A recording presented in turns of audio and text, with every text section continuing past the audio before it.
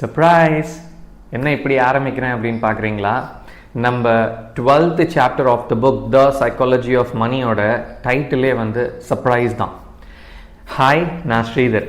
ஏன் சர்ப்ரைஸ் அப்படின்னு டாபிக் வச்சுருக்கிறாங்க அப்படின்னா, நீங்கள் அப்படியே கொஞ்சம் பாஸ்ட் யோசிச்சு பாருங்களேன்.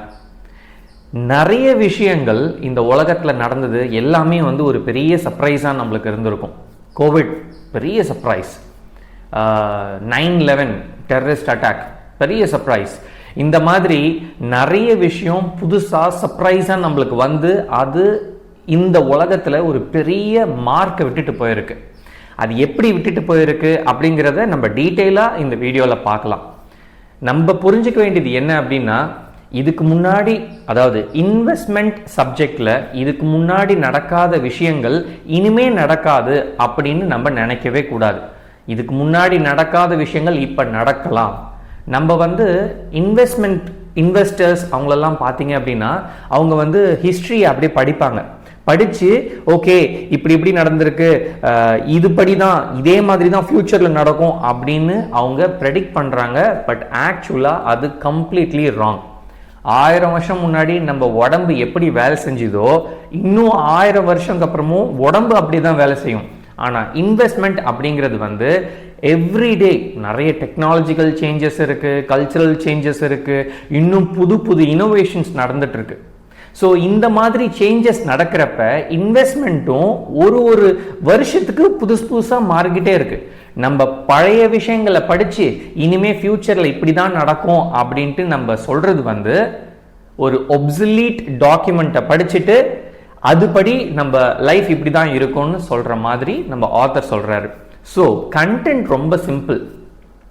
நம்ம இன்வெஸ்ட்மெண்ட்டை பொறுத்த வரைக்கும் முன்னாடி நடந்ததை படிச்சுட்டு இதுபடி தான் ஃபியூச்சர்லையும் நடக்கும், முன்னாடி நடந்த மாதிரி தான் ஃபியூச்சர்லையும் நடக்கும் அப்படின்னு நம்ம நினைக்கிறது கம்ப்ளீட்லி தப்பு. ஏன்னா surprising things can happen in the future. அதை நம்ம மைண்டில் வச்சுக்கிட்டு தான் நம்ம இன்வெஸ்ட்மெண்ட் டிசிஷன்ஸை எடுக்கணும். யோசிச்சு பாருங்க, இப்போ Adolf Hitler, Bill Gates, Thomas Alva Edison, Martin Luther King, இந்த மாதிரி பீப்புள் இந்த உலகத்தில் இல்லைன்னு வச்சுக்கலாமே. இன்னைக்கு இப்போ நான் உங்ககிட்ட இந்த வீடியோ எடுத்துட்டு இருக்கேன் இல்லையா, இப்போ எப்படி இருக்குதோ, நான் சொன்ன நபர்கள்லாம் இந்த உலகத்தில் இல்லைன்னா அப்படி இருந்திருக்காது. இனோவேஷன்ஸ் இருந்திருக்காது. கம்ப்ளீட்டாக உலகமே நம்ம எக்ஸ்பெக்ட் பண்ணாத மாதிரி ஒரு வேற மாதிரி இருந்திருக்கும். நான் இப்படி உங்ககிட்ட வீடியோ போட்டுட்டு இருக்கிறேன் அப்படின்னா அதுக்கு காரணம் இதுக்கு முன்னாடி இப்போ நான் சொன்ன ஒரு 4 பேர்.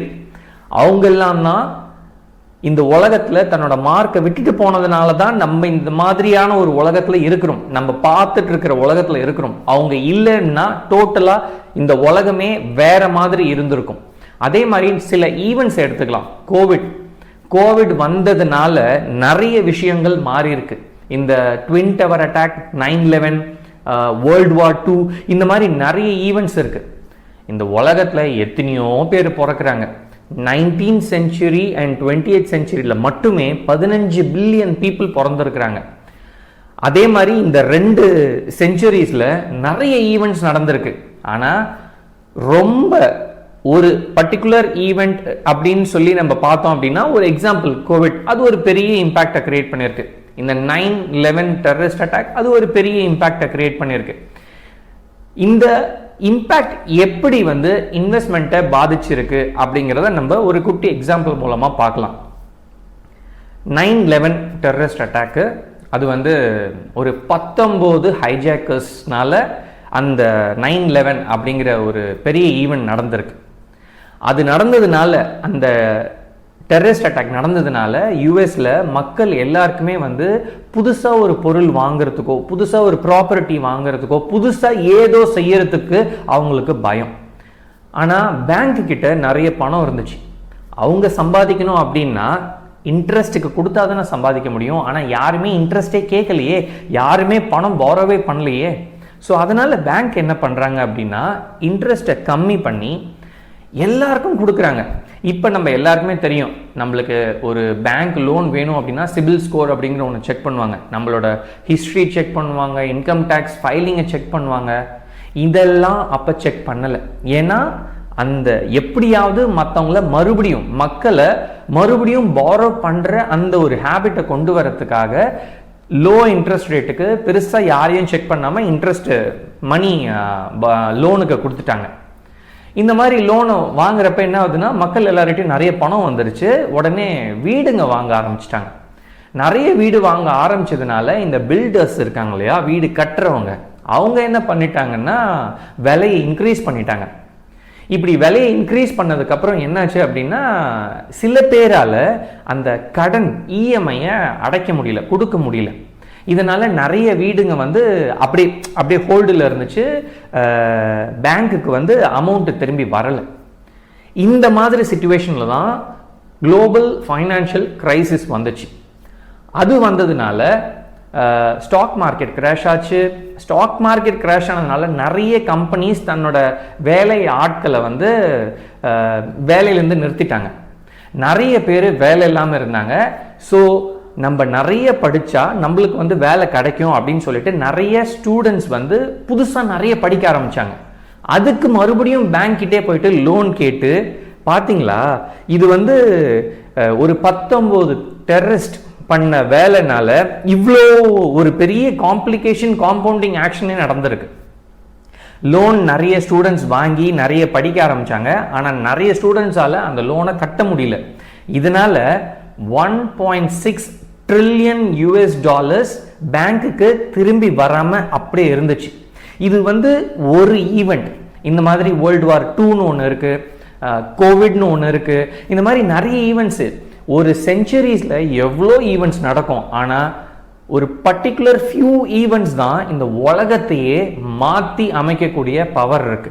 இப்போ நீங்கள் பார்த்தீங்க அப்படின்னா, இந்த 19 ஹைஜாக்கர்ஸ் இருக்காங்க இல்லையா, டெரரிஸ்ட், இவங்களை வந்து சப்போஸ் யாரோ ஒரு ஏர்போர்ட் செக்யூரிட்டி கார்டு கண்டுபிடிச்சிருந்தாங்க அப்படின்னா, இந்த நான் ஒரு பெரிய ஒரு காம்பவுண்டிங், ஒரு காம்ப்ளிகேட்டடான ஒரு கண்டென்ட் நடந்துச்சுன்னு சொன்னேன் இல்லையா, அது நடந்தே இருக்காது. ஸோ அது இந்த 9/11 அப்படிங்கிற ஒரு விஷயம் வந்து கம்ப்ளீட்டாக நிறைய பேருக்கு சர்ப்ரைஸ். அந்த மாதிரி இந்த உலகத்தில் எவ்வளோ நிறைய சர்ப்ரைஸ் நடந்துட்டு இருக்கு.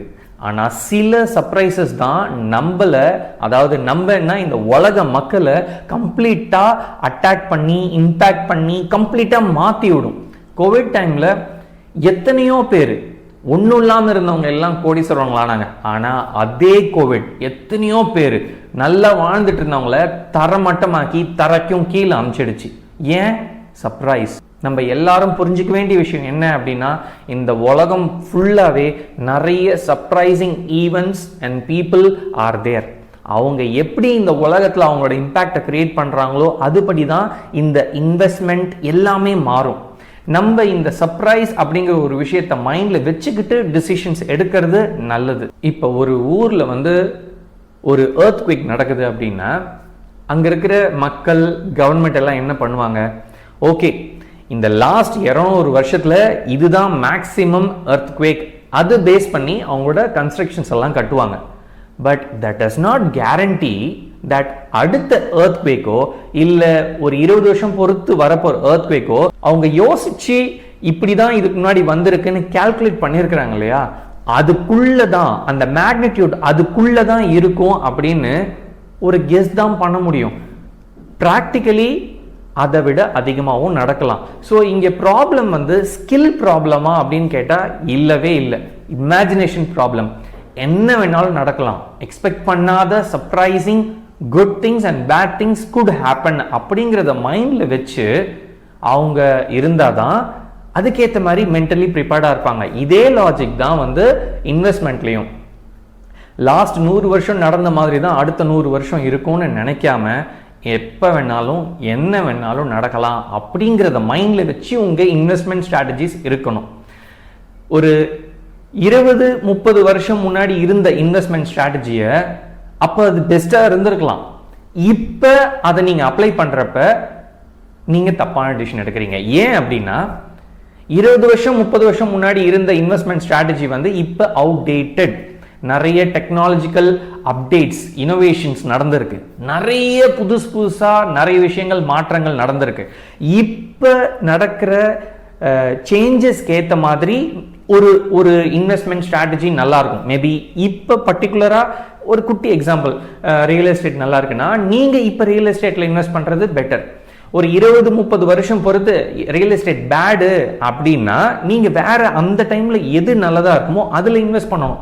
30 வருஷம் முன்னாடி எங்கள் அப்பா சொன்னார் இன்வெஸ்ட்மெண்ட் வந்து ரியல் எஸ்டேட் தான், அதனால நான் 30 வருஷம் பொறுத்து நான் இதில் தான் பண்ண போகிறேன் அப்படின்னு நீங்கள் நினச்சிங்க அப்படின்னா அது தப்பான டிசிஷன். நம்ம அப்பாங்கள் எடுத்த டிசிஷன்ஸ் வந்து அவங்க டைமில் அது கரெக்ட்.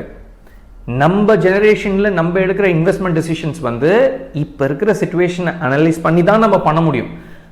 பாஸ்ட் ஹிஸ்ட்ரியை படித்து அதில் இருக்கிற மாதிரி நம்ம அப்படியே டிட்டோ காப்பி இன்வெஸ்ட்மெண்ட் பண்ண முடியாது அப்படிங்கிறது தான் நம்ம புரிஞ்சுக்கணும். நீங்கள் கேட்கலாம், அப்போ நான் ஃபியூச்சரை ப்ரெடிக்டே பண்ணக்கூடாதா, நான் எப்பயுமே வந்து சர்ப்ரைஸாகவே இருக்கணுமா அப்படின்னு கேட்டால் கண்டென்ட் அப்படி இல்லை.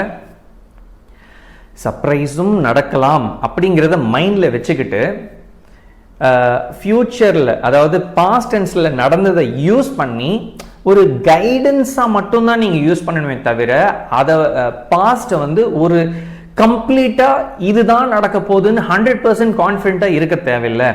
ஏன்னா future is holding lots of surprises அப்படிங்கிறத மைண்டில் வச்சு உங்கள் இன்வெஸ்ட்மெண்ட்ஸை நீங்கள் இன்வெஸ்ட் பண்ணுங்கள்.